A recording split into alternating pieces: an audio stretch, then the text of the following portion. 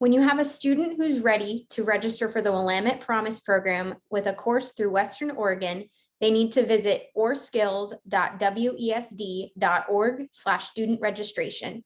This link can also be found on our website by clicking the button Student Registration, Western Oregon, and then the link Start Here. Once a student gets to this page, they will be asked to enter in information to help us identify the student in the system.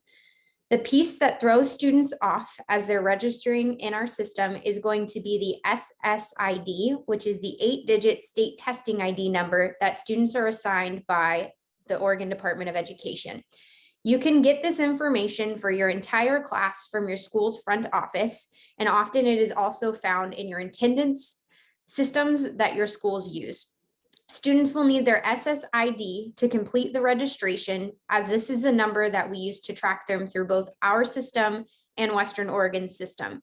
It is crucial that they enter in this correct information so that when they go to order transcripts, it can happen in a seamless fashion.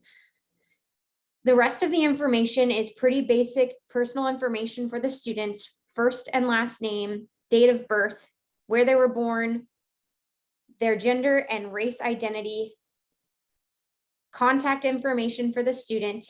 The required is for them to have an email. They can use their school email if they want to.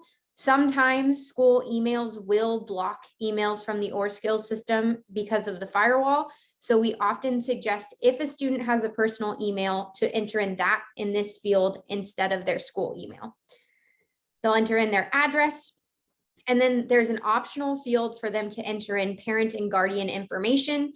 If their parents want to stay in the loop with the Willamette Promise, we highly suggest that they enter in an email so that we have contact information for their parents. And then finally, they'll enter in what high school they attend and their expected graduation year.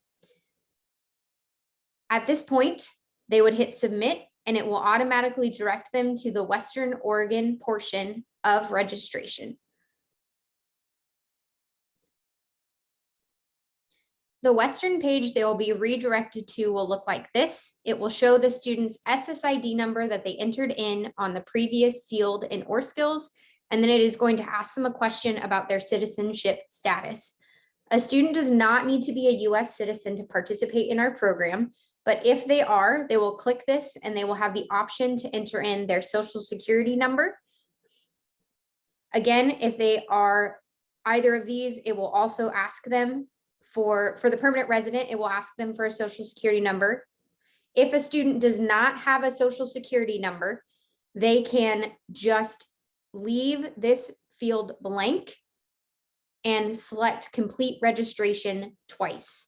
So again, a student does not need a social security number to participate in our program. If they do not have a social security number, they can leave these two fields blank and simply hit complete registration.